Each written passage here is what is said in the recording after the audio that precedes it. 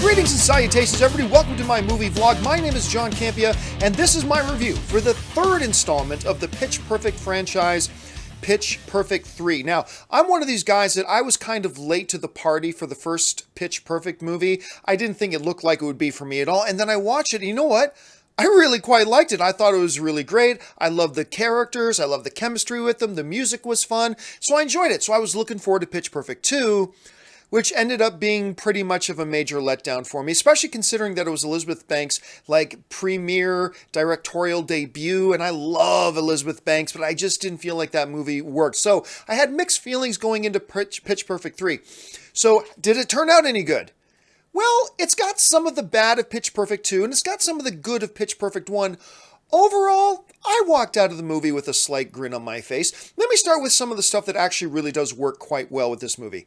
When Pitch Perfect 3 is working at its best and firing on all cylinders is when we are just sitting in a place where the camera is on the girls, watching the girls interact with each other or doing one of their many musical numbers. We've come to know these girls a little bit, and I didn't even realize that going into the film that, oh yeah, I'm actually kind of attached to these characters now. I've spent a number of years with them on screen as a viewer, and I'm kind of attached. And watching their chemistry continue to evolve and just the fun banter between them and the relationship that they all have with each other, it's just a lot of fun to watch on screen. And the music numbers were as good as any of the films they've ever done before. They are toe-tapping, they're energetic, they're a lot of fun, and you kind of sitting there going, man, I'm not normally an a cappella fan, but this really brings up the appreciation for a cappella music with me. So on that level, it's really good. Another thing that actually works quite well in the film that made me laugh quite a bit is the humor. The jokes in the film took some risks, and I found more times than not they succeeded, and I found myself laughing a lot throughout the film.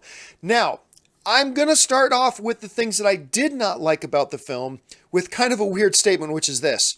Anything that has to do with the story of Pitch Perfect 3 just didn't work. Whether it's this really convoluted way that they end up on this USO tour, you see that in the trailers, of course.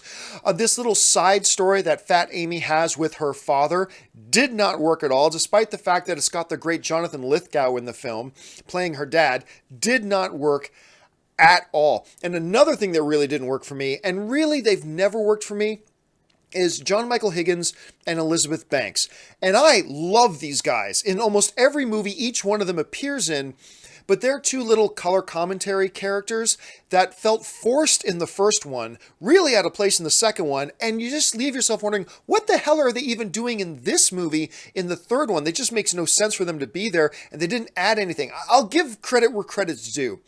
There was one particular joke that these two did in the film, and I won't give it away, that did make me laugh out loud. But it was just one. There's far too much screen time for these two, and it's not a lot, but it feels like a ton, so they never actually work. So, what works in this film?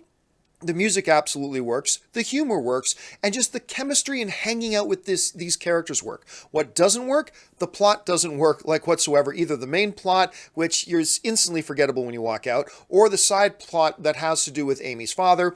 And these two commentary characters, again, I really wish they just decided not to use them in this film. Overall, is Pitch Perfect 3 as good as Pitch Perfect 1? No. Is it as bad as Pitch Perfect 2? Well, no to that either. I'll say this, I mildly enjoyed myself. And I think if you go into Pitch Perfect 3 just wanting to hang out with the girls and enjoy some really fun, uplifting, toe-tapping music, then I think you might actually have an okay time. However, your mileage is going to vary. I can see a lot of people not liking this film, so just be warned. Me, I'm mildly leaning towards it entertained me, and I'm kind of glad that I watched it, but I wouldn't necessarily get on a soapbox and recommend it to other people at the same time. Anyway, guys, that'll do it for me for my review of Pitch Perfect 3. The real question here is, what are you expecting out of this film? Have you liked Pitch Perfect 1 or 2? What were your expectations going into this one? Leave a comment in the comments section below. Also, guys, while you're here, click the subscribe button. I'm choking on an almond right now. Click the subscribe button, click the thumbs up button, and make sure you follow me on social media, simply at John Campea. That'll do it for me for now, guys. Thanks a lot for joining me. My name is John Campea, and until my next video, bye-bye.